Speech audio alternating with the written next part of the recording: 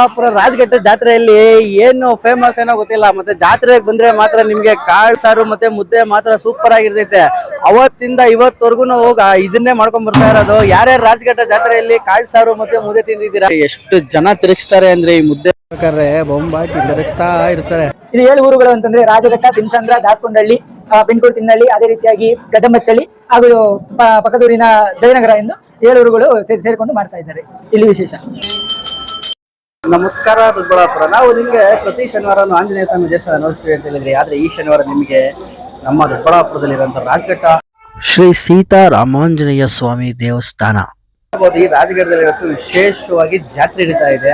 ಹಾಗೆ ಇಲ್ಲಿರೋ ದೇವಸ್ಥಾನ ಸುಮಾರು ಒಂದು 900 ವರ್ಷ ಇತಿಹಾಸ ಇರೋಂಥ ದೇವಸ್ಥಾನ ನೋಡ್ಬೋದು. ಈ ಆಂಜನೇಯ ಸ್ವಾಮಿ ವಿಗ್ರಹವನ್ನು ವ್ಯಾಸರಾಯರು ಪ್ರತಿಷ್ಠಾಪನೆ ಮಾಡಿರೋದು ನೋಡ್ಬೋದು ನೀವು. ಆಂಜನೇಯ ಸ್ವಾಮಿ ವಿಗ್ರಹ ಎಷ್ಟು ಸುಂದರವಾಗಿದೆ ಅಂತ.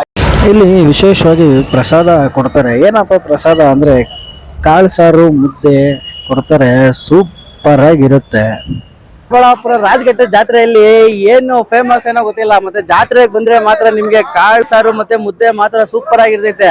ಅವತ್ತಿಂದ ಇವತ್ತವರೆಗೂ ಇದನ್ನೇ ಮಾಡ್ಕೊಂಡ್ ಬರ್ತಾ ಇರೋದು. ಯಾರ್ಯಾರು ರಾಜಘಟ್ಟ ಜಾತ್ರೆಯಲ್ಲಿ ಕಾಳ್ ಸಾರು ಮತ್ತೆ ಮುದ್ದೆ ತಿಂದಿದ್ದೀರಾ? ಸಕ್ಕತ್ತಾಗಿರುತ್ತೆ. ನೋಡ್ಬೋದು ಇಲ್ಲಿ ಎಷ್ಟು ದೊಡ್ಡ ದೊಡ್ಡ ಪಾತ್ರೆಗಳೆಲ್ಲ ಮಾಡ್ತಾ ಇದಾರೆ ಅಂತ.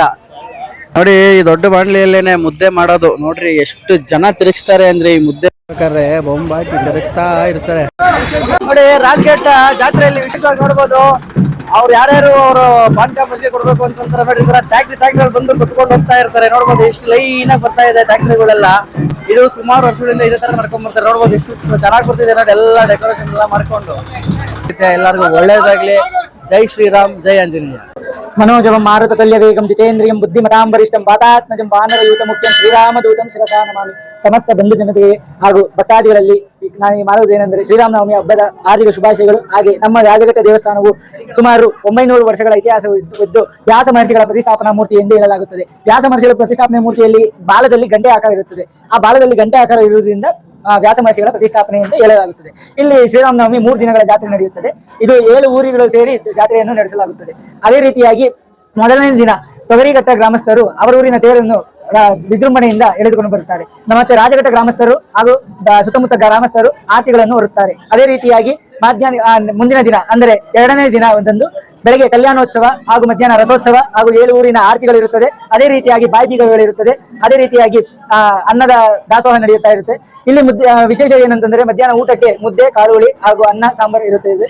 ಅದೇ ರೀತಿಯಾಗಿ ಸುಮಾರು ವರ್ಷಗಳಿಂದ ನಡೆದುಕೊಂಡು ಬಂದಿದೆ. ಇದು 7 ಊರುಗಳು ಅಂತಂದ್ರೆ ರಾಜಘಟ್ಟ, ತಿಮ್ಸಂದ್ರ, ದಾಸಕೊಂಡಳ್ಳಿ, ಬಿನ್ಕೂರ್, ತಿನ್ನಳ್ಳಿ, ಅದೇ ರೀತಿಯಾಗಿ ಗಡ್ಡಮಚ್ಚಳ್ಳಿ ಹಾಗೂ ಪಕ್ಕದೂರಿನ ಜಯನಗರ ಎಂದು 7 ಊರುಗಳು ಸೇರಿಕೊಂಡು ಮಾಡ್ತಾ ಇದ್ದಾರೆ. ಇಲ್ಲಿ ವಿಶೇಷ.